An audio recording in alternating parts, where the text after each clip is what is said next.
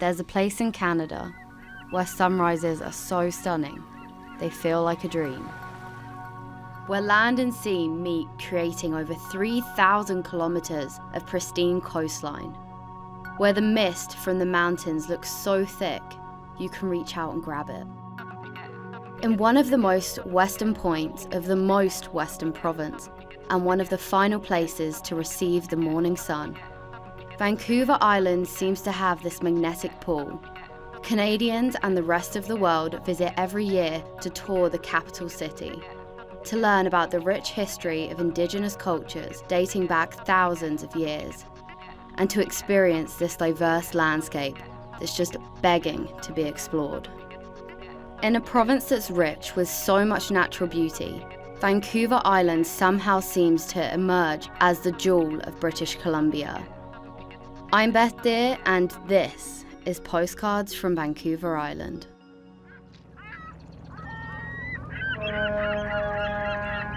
Coming from Alberta's cold, dry climate, my guide dog Patronus and I need some sea air in our lungs to kickstart our adventure. We're coming aboard the Eagle Wing Tours boat to meet senior naturalist Valerie Shaw. I'm super excited to be on the rocky seas with you today, so what have you got in store for me? You're going to experience lots out here today. The seals, sea lions, bald eagles, and whales. Let's get going. All right. With the engines roaring and tiny droplets of rain hitting our faces, we go out to the open seas to try and spot some wildlife. While Patronus, he tries to get his sea legs underneath him. So these whales are here because they're migratory. So in a few weeks, they're going to be going south to places like Mexico and Hawaii, smart whales. But down there, they don't eat. So why? Is the fish not good enough? Well, for one thing, there's nothing much there for them to eat. And then the second thing is their minds are instead on making little baby humpbacks. So by early spring, they're really super hungry. Their whole existence in the summer and fall is getting as fat as possible. So they're after things like small schooling fish like herring or sand lance, or they're looking for krill. Well, we're looking for whales. But in the meantime, we've come across something else. So where are we pulling up to now? So on these rocks here, this is all Race Rocks Ecological Reserve. And on this one here, we have some sea lions. And they're California sea lions. We get two types of sea lion here. The Californias weigh up to 800 pounds. Wow. Yeah. Just by size, we know if they're young or older, if they're fully grown. Those would be teenagers. There you go. Wow, he's loud. He is mad about something. No, that's the typical bark they make. So that's a California sea lion barking. So there, over there, in that direction, we have a stellar sea lion, which is way bigger. Those guys can reach up to 2,400 pounds. Wow, I'm never going to complain about my weight again. Are they all different colors? The California sea lions are a chocolate brown color. The stellar sea lions, the much bigger ones, they're blonde, sort of a blondish color. Oh, so I'm a stellar sea lion. Yeah, there you go. Patronus, can you hear that? Patronus and I enjoy hearing the sea lions, but we really want to experience being up close to the humpback whales. So humpback whales, they're about 40 tons, over 50 feet long. Wow. I always compare them to a city bus. Just think of a city bus, add a tail and two long arms or pectoral flippers, and you have yourselves a humpback whale. The first thing we'll see that big, tall bloat, and they can come up anywhere. So keep your head on a swivel, and we'll do the whale watch workout. Come on, Mr. Whale. Whoa, whale over here. Whoa. Wow. Oh my goodness, they're right there. Are they going to go under the boat?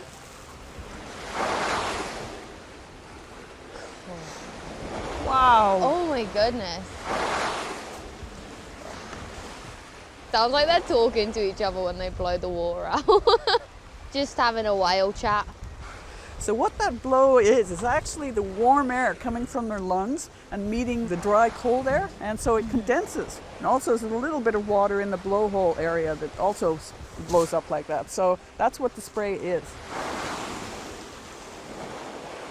So it'll be the same sequence we saw before. They're breathing a few times just to replenish that oxygen supply in their blood, and then they're going to dive again. Now, what these whales may be doing is looking for food, or they've got a food supply below and they're feeding. Are they going to show us their tails? Probably. Come on, Mr. Whale, show me your tail. Okay, one just sort of showed its tail. The other one, I think, is going to show its tail right in front of the boat. Wow! Two of them, right? Close by, one just fluke. Oh my goodness. And the other one is going to fluke in a second. Okay, what does fluke mean? Now, fluke means tail up. Come on, boysies, give us a good fluke. Here it goes, it's going to arch its back. Here comes the tail. Goodness. Here's one going down in front. Go on, Here it buddy. goes. Ah, Show me that fluke. awesome. That one has a bit of white on its flukes. On the underside of those flukes, you'll see a black or a black and white or a mainly white pattern.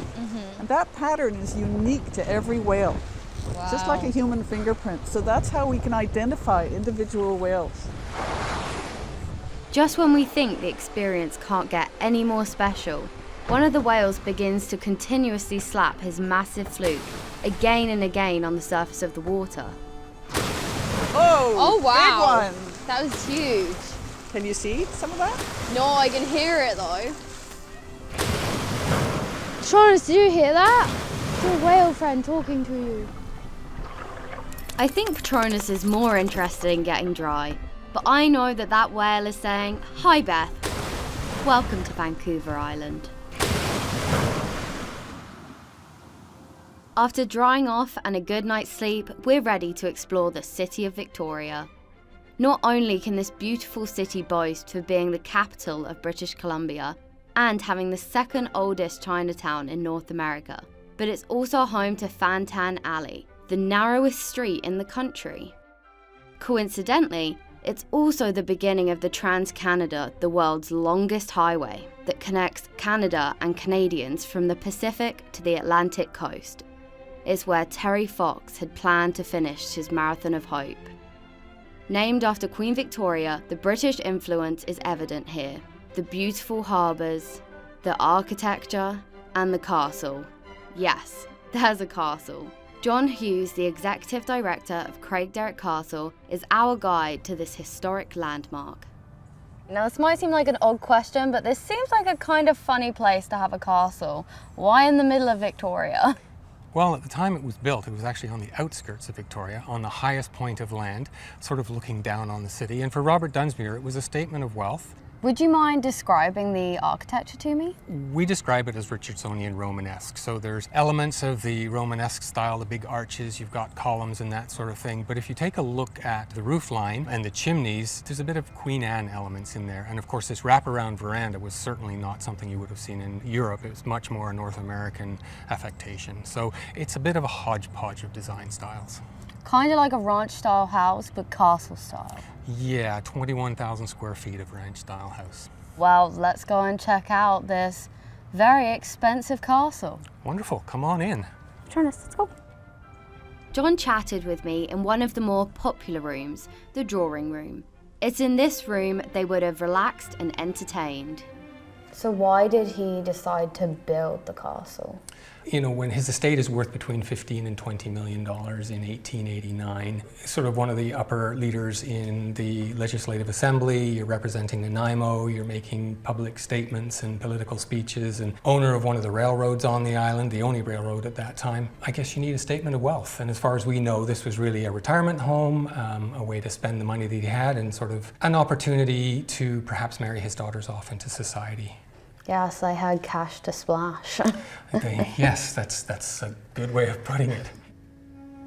Robert began his wealth-building journey through one of the richest coal seams in the country. He and his wife Joan had 2 sons and 6 daughters. One of his granddaughters, Eleanor, was a talented musician and composed the music heard here. Unfortunately, Robert Dunsmuir passed away before completion of Craigderrick Castle. He died the year before as the richest man in British Columbia. Robert's wealth is on full display throughout the castle. Few would have had the resources to have a billiards room and a massive library all filled with beautiful Victorian furnishings. Paintings, statues, intricate woodwork, and a grand piano. But what catches my eye is light shining through coloured glass. Naturally, I want to explore what stimulates my senses. So with my vision, I rely a lot on contrast and colour, and I couldn't help but notice you have some really gorgeous windows in here. We have 32 original stained glass windows out of a little over 40 when the place was built. And the ones in front of us, the big tall ones, have elements that you will find in most of the windows around the home. So there's some Celtic knots, there are some ribbon borders and rope borders. You have a lot of floral details, contrasting colors. And the glass itself actually has textures, rolled glass. So there's little dimples and swirls and wave patterns within it. And all of that reflects the light differently at different times of the day. They all just sound like they would look beautiful. Yes, and it's so different from, say, a morning sunrise versus a late afternoon, summer sun versus a winter sun. All of the colors are always changing. They're not the same every day. Honestly, that sounds beautiful. Before you go, I have a little treat for you downstairs. Ooh, let's go check it out.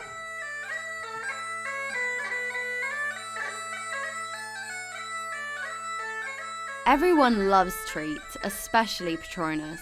I'm impressed that John arranged a special serenade with a professional bagpiper. I hope Patronus doesn't think there's a cat in the bag.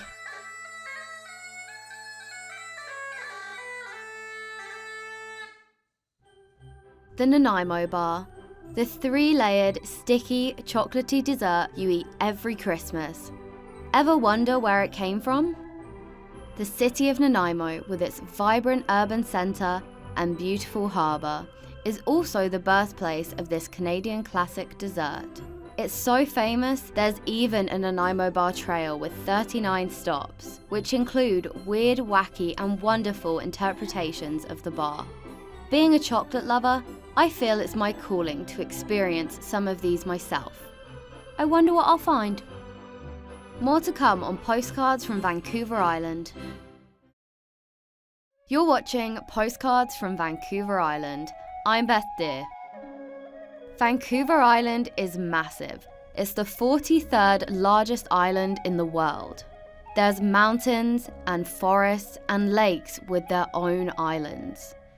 It's so big that at times you almost forget that you're even on an island. That is, until you're reminded by the obvious connection the people here have with the water. The kite surfers, beachcombers, and the famous surfing in Tofino. And the rain. Yes, it rains here a lot. In fact, Henderson Lake sees more rainfall throughout the year than any other place in North America. Sheltering ourselves from the November rains, I found an adorable little store tucked away. Victoria City landscape may have reminded me of home, but Churchill's British Imports is the true British influence we are after. Hi, can I help you find anything? No, but I recognise that accent. Hi, I'm Beth. I'm Christina Hitchings. Welcome to Churchill's. Thank you. Where are you from? Oh, well, I lived in Brighton for 35 years, so... You sound like you did. It's very close to where I used to live. So how long have you owned Churchill's? Just a couple of years, but the shop has been here for 17 years now. So do you get a lot of locals, or is it mainly tourists? Well, both really. We have a lot of regulars, the local people, and well, there's quite a large British population in the island. Yeah, I guess you've created your own little England so you don't have to miss the real one. Yeah, something like that. Yeah. So what kind of stuff do you sell? We sell pretty much everything that people miss, like jams, marmalades, pickles, chutneys, biscuits, crisps, and English pop, and sweets that most people remember from their childhood. Bonbons? Bonbons, yes. Oh, you're killing me. Okay. Christina showed me the layout of the store so I knew exactly where everything was. Oh, jelly babies, my grandma's favourite. Oh, double-decker, lovely jubbly, I'll have that. From there, I was like a magnet to all of my favourite treats. Thank you so much for having me, Christina. I have a massive basket of goodies here and I am ready to go and eat them. Oh, that's great. So we'll get you sorted out here and you can get home and start eating. Thank you. Churchill sweets and all this rain remind me of England. But before I tuck into all these goodies, I should eat a proper meal. We're heading over to Darkview Restaurant to meet Lazar Hunaki for a dine in the dark experience. Hi, I'm Beth and I'm so excited to be here at Darkview. Yeah, nice meeting you, Beth. My name is Lazar. I'm your guide and server tonight. Thank you. How did you get into doing this? Well, I was in this industry for about 7 years, working in a similar restaurant in Vancouver. So after 7 years, I decided to have my own. I was looking for a place in the island, and Parksville is the center of the all islands, and I found this place and I grabbed it. Wonderful. I think that's so cool. Excellent. Anyway, I am very hungry. Don't worry, so I'm gonna be leading you in soon, and it's very important that you keep in your mind that we don't have any stairs. Don't look for one. So if you need any help, I will be around to help you. Okay, but before we head in, I'll please ask you to be behind me and borrow my shoulder. So I'm gonna lead you to the dining room. It isn't long before the lights go out. We're led to a dining room table in pitch black. Lucky for us, a night vision camera gives an exclusive peek into Darkview. Hi. Hi, Lazar. How's it going? Good, I have thank you. your meal here. Wonderful. Oh wow, that smells amazing. Excellent. Thank you very much. If you're not too busy, would you like to join me? Sure, I can have a seat in front of you right here. Voila. So, what's brought you to Darkview? You did. I'm very interested to learn about you and your business and your past. Thank you. Thanks for being here. I think it's always a pleasure to serve people in the dark and share our life to sighted people. Exactly. That's definitely something I wanted to speak to you about, was how, as excited as I am to experience this is pretty familiar to me. I eat like this most of the time. I'm not totally blind, but blind enough to not be able to see my food in front of me. This experience isn't really for me. This is what I do every single day. This is experiences for sighted people to learn about what it's like to be blind. Yeah, as a blind person as well, and an owner of this place, it's interesting to see people while I'm serving them, while they come in, how some are afraid of the darkness. But on the other hand, it's great that we are sharing this experience with the community, and then they know a little bit more about us. Do you find people get scared a lot? Oh yeah, some people are so quiet, concentrate, and some people they don't want to drop anything. So to be proud to tell me that we made it. And when sighted people are here, especially in a group, it's the way you and I talk. They don't talk, they yell to each other. I know, right? And I tell them, say, you don't need to yell. That's what I experience every day. And I'm pretty sure every person that come here, eat here, when they go on the street, see a person with guide dog or a person with a white cane come in, they will have better idea of what this person, Yeah, what that person lives through every day. Yeah. A lot of people think of disabilities as something where, especially visual impairment, where it's like that person can't do anything. Yes.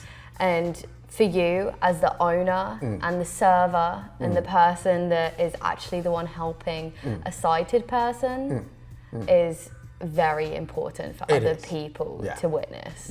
We've been in pretty much the same school, we got the same diplomas, but when it comes to the job market, because you're visually impaired, there is always a discrimination there. Here, it's another way to show them what we are capable for. For once, there is a job that sighted people can't do. Yeah. Which, there's nothing else like that. Everything is made for sighted people. Exactly. Except this job.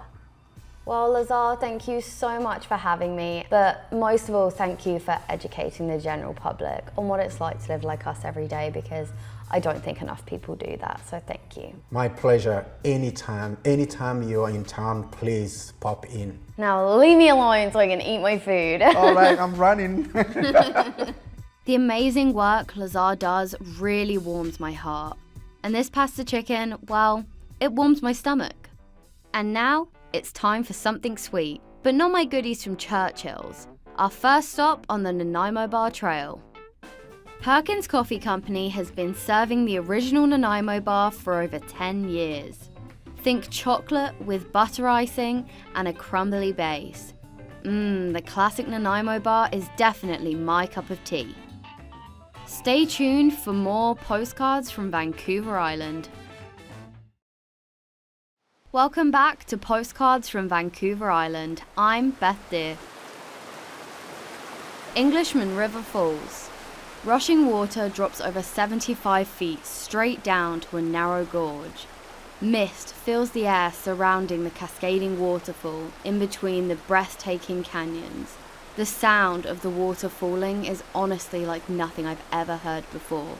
It's so loud, but yet so peaceful. It's a place you really don't need to see to understand its beauty. My guide dog Patronus and I venture upstream to view the more placid Englishman River, and he seems to be eyeing the water intently. It's a good thing we are only 5 minutes away from a doggy swimming pool. Carolyn Cucchiera is owner of Coastal Canine Hydrotherapy, which is hidden away in the little community of Errington. I am so excited for Patronus to go swimming. Yeah, welcome. So glad to have you both here. I love all things to do with dogs. I play sports with my dogs, agility and disc and conditioning, and hydrotherapy, swimming and fitness just falls into my life. Why do dogs come here? Dogs come for exercise and recreation and training, from puppies learn to swim to cross-training for athletes, strengthening pre-surgery and post-surgery, and geriatric exercise as well. So why is it so important to have hydrotherapy for dogs? It allows fuller range of motion than on land, and when weight-bearing exercise is very important, but also non-weight bearing gives more freedom for the dogs to keep their joints lubricated. We can be right in the water with them, affecting their movement. So it's not just like swimming, where you throw a toy out, and then many dogs sometimes don't even bother using their hind legs, they just go with their front. But there's a hydrotherapist in the water, at least one. With some dogs, we might have up to 3 of us in the water to help stabilize the spine or the hips. I'm so excited for him. So what do you have planned for Patronus? Okay, so what we're going to do is, the most difficult part is the ramp, getting in the water. So we're going to spend some time making sure he's comfortable in the water, and we'll use toys or treats, whatever he wants. When he's ready, on his terms, we'll go out for a little swim, and then I'm going to get you to call him, stay at the ramp and call him back so he learns how to find the ramp. We will do some retrieves, we'll throw the toy out and get him warmed up, and then you and I could do figure 8s around each of us and get him bending in both directions, and then we'll see if he wants to go through a hoop and a pole, around poles, and see what he'd like to do. Now, have you ever worked with a guide dog before? I have not, and I'm very excited for this opportunity. So I'm going to rely on you for telling me the do's and do nots. Well, I think for this experience for Patronus, I really just want him to have fun. He does so much for me, and yeah, I just want him to have fun. Great, well, let's get Patronus's float vest on and head to the pool. I can't wait. Let's go, buddy. He hasn't had much experience with water, so he's a little hesitant about getting into the pool. But a pig chew toy helps us lure him in.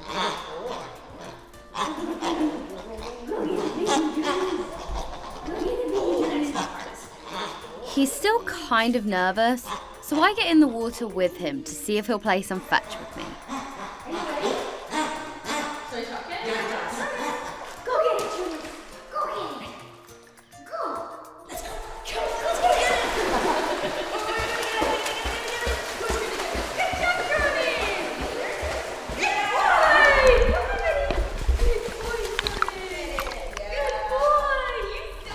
Once he gets in the water, he's off and swimming, playing fetch, swimming figure 8 around weighted pool noodles, and genuinely having the best time.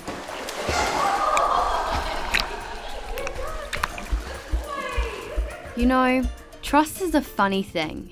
It's not a tangible object and kind of hard to explain, but you know it when you have it. I trust Patronus countless times a day to keep me safe and to help me live my life.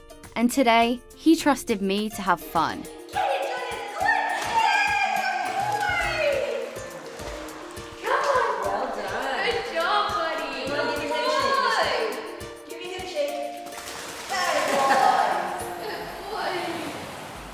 Qualicum Beach is situated on Vancouver Island's northeastern coast, along the Strait of Georgia.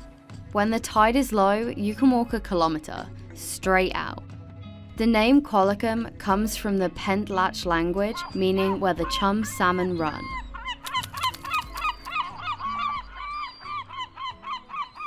Just outside of the area, Raymond Gourlay is the co-owner of Morningstar Farm and Little Qualicum Cheeseworks. And we're about to have a pretty amusing time. So this is home to our family, and it's a dairy farm where we also make all of the milk into cheese on site. So right now we're in the dairy barn, and we've got a long row of cows that are sleeping and eating behind us. There's black and white ones that are the Holsteins, there's brown ones which are brown Swiss cows. So it's just one big party for the ladies. One big gaggle of cows. Because you can't have good cheese without good milk, and good milk depends on happy cows. So we devote a lot of attention to creating a peaceful, calm atmosphere in here where the cows have free access to bedding and feed and water all day and night. And they also have free access to a robotic milker. So we don't have to bring them in groups, herd them around to get milked anymore. It's totally self-serve. Whenever they feel ready to be milked, they line up, there's a little queue, and they go right into a milking stall where a robotic arm gently reaches underneath them, cleans off their udder and teats, and then attaches suction units to all 4 teats on their udder, and they get milked out. And typically that's 3 to 5 times a day they choose to get milked, and Wow. they produce an average volume of 40 liters a day. So Per cow? Per cow. So that's a lot of is a milk. lot. We get to turn that milk into cheese. So that's the next step in this whole process. Do you want to go have a look where the cheese is made? Yes, cheese.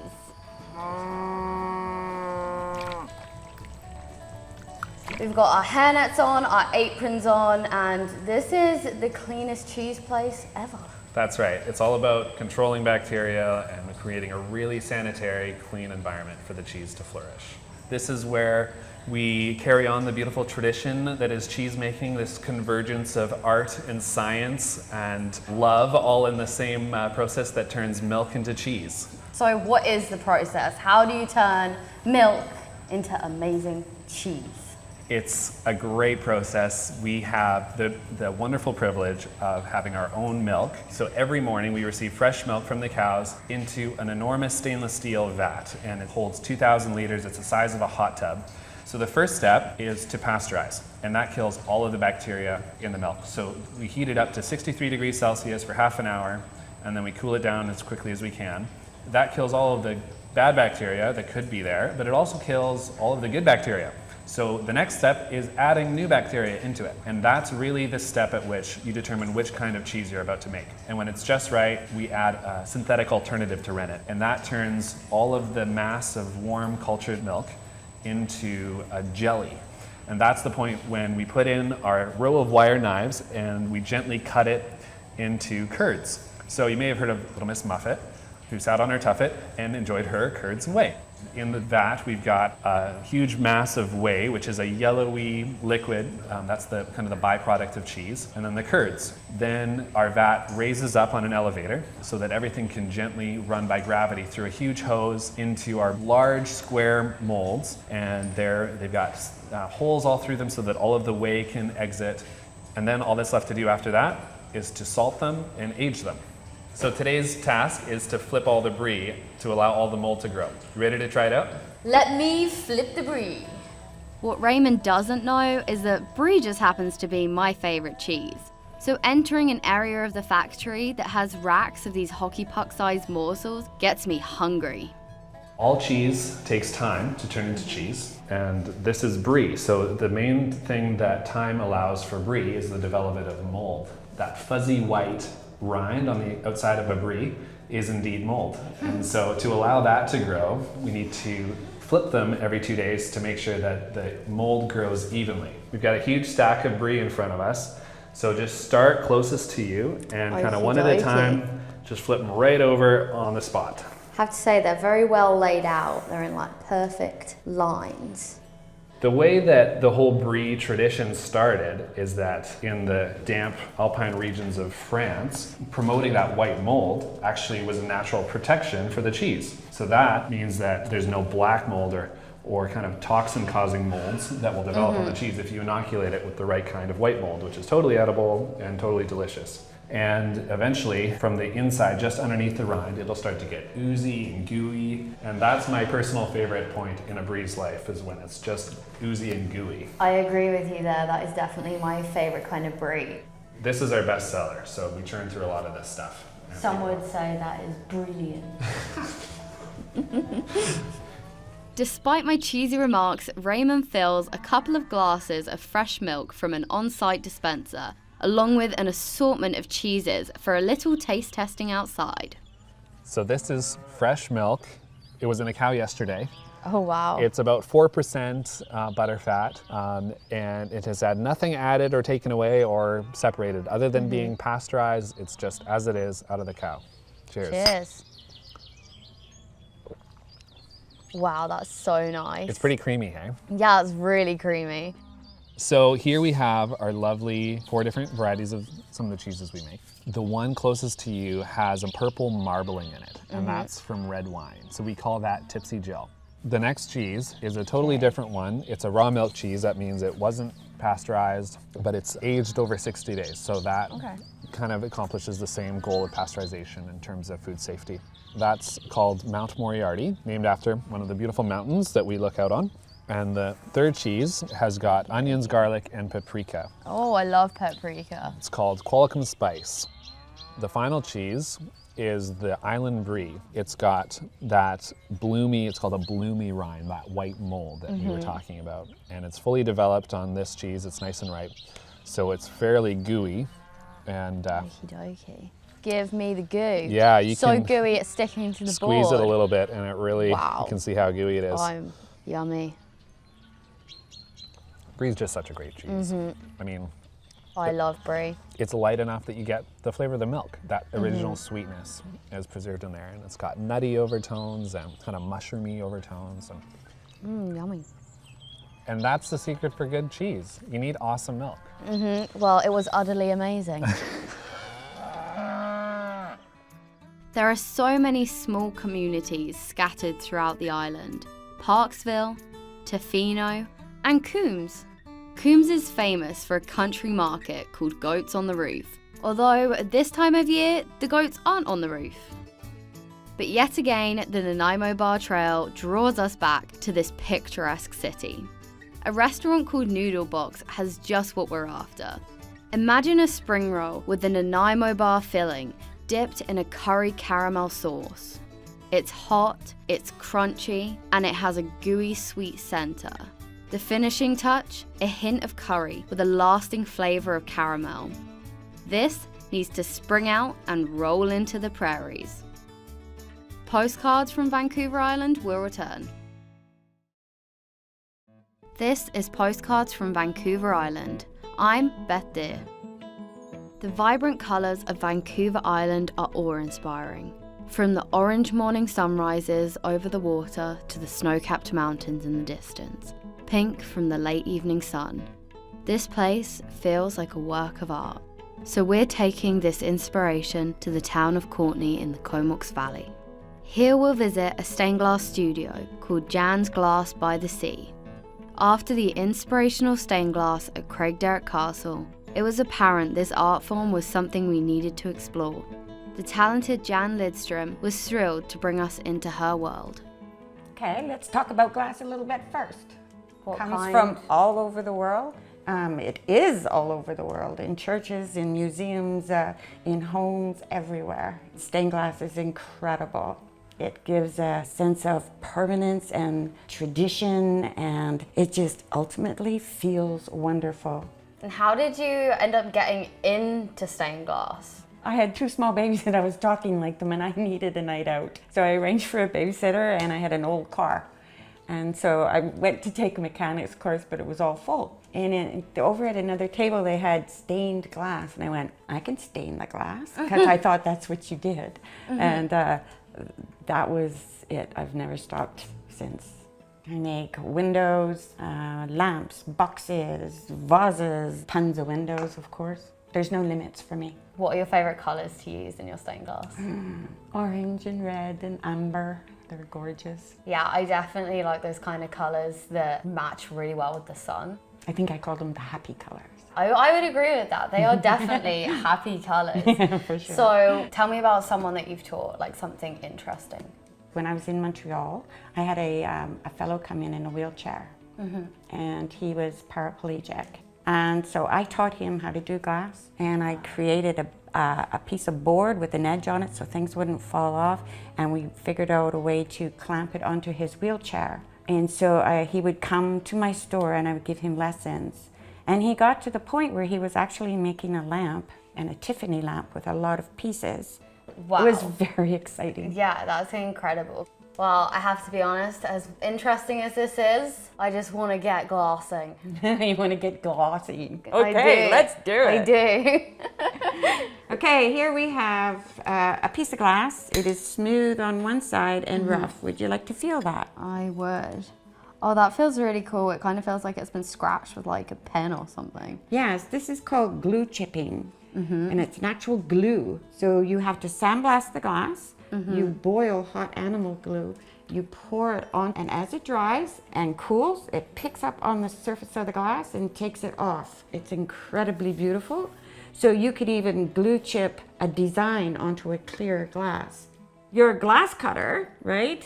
It can't roll. It won't roll on the rough side. So it has to be on the smooth side. It rolls? Yeah, there's a little wheel in there. Oh, okay. Can you feel it? Right Yeah, at the yeah. very end. Feel it? Kind of worried I'm going to slice my finger open. No, it's just a wheel. It won't hurt. But then how does it cut the glass? It's like, well, you don't actually cut glass, you score it. Okay. Is what it is.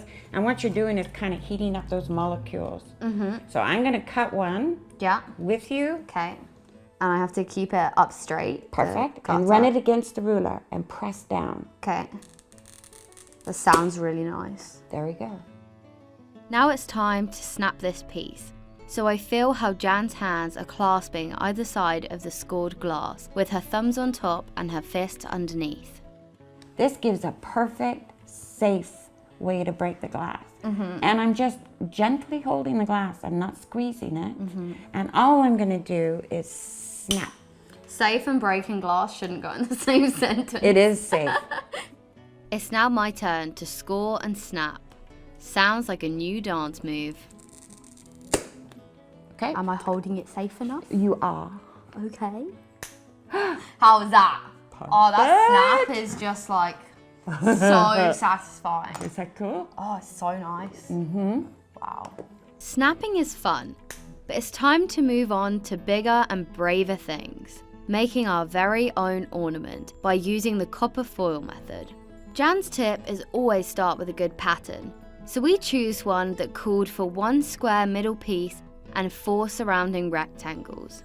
The edges of the glass are too sharp for the copper foil, so we use a special stone, sanding it lengthways along the glass to smooth all the edges. We wrap the copper foil around all of the little glass pieces. Have you ever seen such a good foil, Jan? I don't think you have. With the finished pattern pinned down, we brush the metal to clean it, then tack the pieces together by melting solder. I solder all the copper foil quickly, turning it silver, a little smoothing out and polishing, and our masterpiece is finished. I just can't believe that I've actually been able to do it, and I've had so much fun, so thank you so much. You're more than welcome. I'm glad you enjoyed it, and I hope you enjoy it when you hang it in your window. I will. It's going to take pride of place when I get home, this bad boy. A short drive from Qualicum Beach town is a fairy tale-like forest called Cathedral Grove. It's a forest of Douglas fir, and some of the trees there are up to 800 years old. I've often heard BC residents be referred to as tree huggers, and I want to get to the root of this nickname. We strolled in the shadows of the towering ancient trees and even found one we wanted to hug. Of course, Patronus couldn't miss out. He'd heard it was good for the soul and had to try it with me. The tree we squeezed must have been over 200 feet tall and maybe 9 meters in circumference. It's places like this that make me want to adventure more. Nanaimo's Nanaimo Bar Trail hasn't failed us yet. We've found yet another twisted creation from Burnt Honey Dessert Company, a Nanaimo macaron. I've tasted a rainbow of flavors, but this is next level. It just sort of melts in your mouth. It's made from meringue. Its texture is light, chewy, and soft, with a delicate crust on either side. I know they're a luxury treat, but can I just say, they look like mini decorative burgers. You definitely can't stop at just one. Yum! More to come on Postcards from Vancouver Island. You're watching Postcards from Vancouver Island. I'm Beth Deer. When visiting Vancouver Island, the charming town of Ucluelet is a must-stop destination. It's known for being a tranquil place that appreciates nature, fresh ocean air, striking sunrises, and magnificent beachfront walks. Knowing this, my guide dog Patronus and I decided to take a waltz along the Wild Pacific Trail to do some appreciating of our own. The trail goes around the outskirts of the ocean, which makes for some amazing sights and sounds. Waves crashing against the rocks, the Ucluelet Lighthouse, and, of course, all the wildlife you hear throughout the walk. Patronus and I found the trail very peaceful. This appreciation Ucluelet has for nature is visible with the local attraction, the Ucluelet Aquarium. Canada's first ever catch and release aquarium is raising awareness to visitors about the vast marine biodiversity in its local waters. The aquarium is home to a multitude of sea creatures, fish, crabs, clams, a myriad of invertebrates, all that can be found right here in local Clayoquot and Barkley Sounds. Marine biologist Emily Beeson is excited to get my hands wet. We're huge marine biology nerds, so what we love specializing in is animals that not everyone's going to pay attention to. When you walk by and you see a big whale, everyone's going to notice it, but what about these little things? They matter so much to the biology and the ecology in the area. I like that. I think that's cute. So what do we have in front of us here? This is a pretty good example of some of the animals that you'd be able to find if you were to walk along the shore of Ucluelet at low tide. We like touch tanks because it's a really great way for people to connect with the animals. When you can actually touch and feel it, it really connects people in a way that just looking doesn't do on its own. Definitely. For me, being visually impaired, I rely a lot on those kind of senses, but I have to be honest, I am absolutely terrified. Some of the animals can be a little bit slimy, but there are a bunch of different textures as well. So hopefully you'll find one that you're not super scared of. This one, for example, is a green surf anemone. Can you pick it up? So they're actually attached to the rocks. Oh. The bottom is sealed with a type of special glue that they make themselves. I'm actually so scared. That's okay. I can bring it out of the water a little bit. Do you mind guiding my hand to it? Because Yeah. I can't tell where it is. There you go. So it's going to be a little squishy, but it's not slimy. And there's no mucus or anything like that. So what did it feel like? It felt like it wanted to eat me. It kind of feels a little bit like squishy Velcro. I have to say, I don't think I touched it for long. Do you want to try again? Okay. So do you want me to guide your hand again? I don't know, I'm kind of a chicken. Oh There my you god. go. Just a little bit. Yeah, that was a really good touch. Oh. So it's a little squishy, it's a little sticky. The stickiness is it trying to catch you. So they're kind of mean. I guess. I mean, we eat too, everything eats. True. And these ones are actually pretty nice for anemones. So, sea cucumbers. This is not a full-size sea cucumber. It's only about the length of my hand. And they can get to be over a foot. So Can I touch it? sure. Oh, That's it's it. super gooey. It is a bit. So at Okay, I'll first touch it glance, again. yeah. So at first glance, it looks like it's covered in spikes. But if you take it out of the water slightly, the spikes seem to disappear. And that's because the spikes are full of water. There's nothing hard in there. So even though it looks threatening, if a predator was to see it, it's actually really harmless. One of the things that I love the most about sea cucumbers is not the way they look or feel, it's actually the way they breathe. It's a little weird.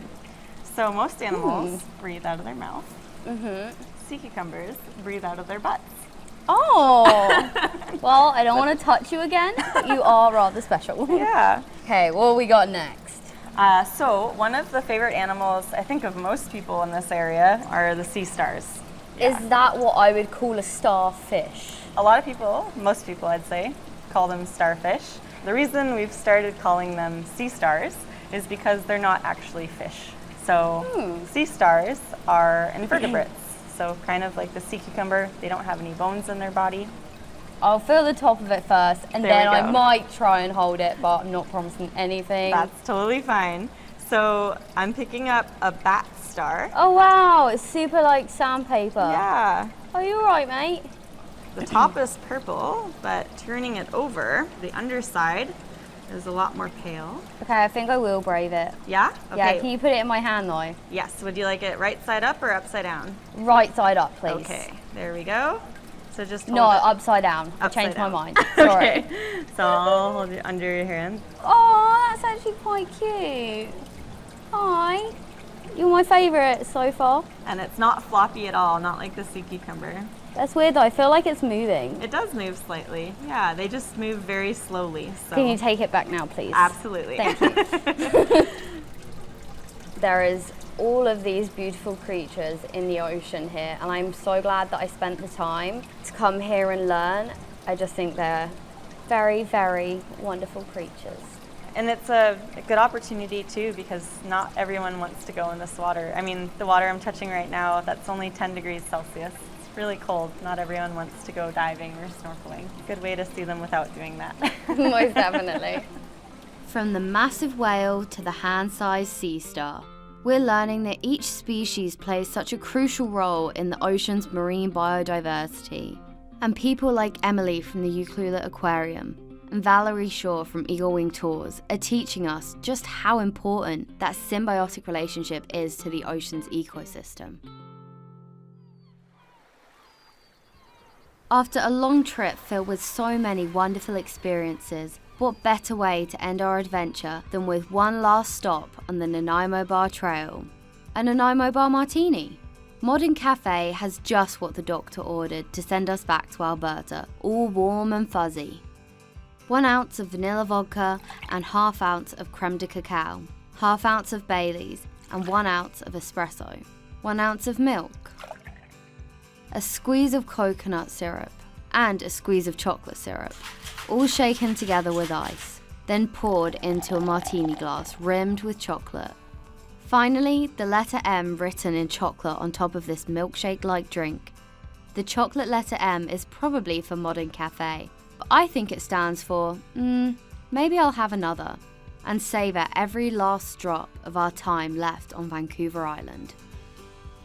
And if you come to Vancouver Island to travel the Nanaimo Bar Trail, good luck trying to choose a favourite, because choosing between a macaron or the martini, the spring roll or the classic Nanaimo bar, to me it's like choosing between Vancouver Island's mountains or their coastline, between whale watching or stained glass making, or between swimming with your best friend or a store that reminds you of home. Because at the end of the day, when you're able to visit a stunning waterfall, tour a castle, and hug an 800-year-old tree in an afternoon, the real winners are the people of Vancouver Island and Canada. Host and researcher, Bethany Deer. Producer and director, Rebecca Campbell. Videographers, Patrick Kelly, Frederick Croach. Associate producer and editor, Patrick Kelly. Graphics, Mike Smith. Audio post, Mark Phoenix. Media Accessibility Specialist, Simone CUPID. Post-Production Supervisor, Jennifer Johnson. Senior Producer, Michelle Dudas. President and CEO, David Errington. Copyright 2020 Accessible Media Inc.